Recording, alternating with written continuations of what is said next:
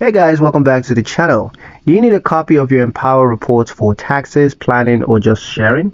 Well, let's download and export them in just a few clicks. First step is to navigate to Reports. Log into Empower and head to the Reports or Planning section from your dashboard. Next is to choose report types. So you're going to select the report that you want. It could be network report, cash flow, budgets, or investment performance.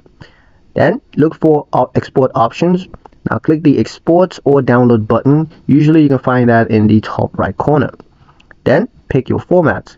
Choose your format, could be PDF for printing, Excel, or CSV for software editing and analysis. And once that's done, just save securely. Save the file in a secured folder and avoid storing sensitive reports on shared devices. But yeah, that's pretty much it on the video, guys. Hope you liked it. Hope you found the information here useful enough. If you did, like, share, and subscribe for more helpful tutorials. Thank you guys for watching, and I'll catch you in the next one.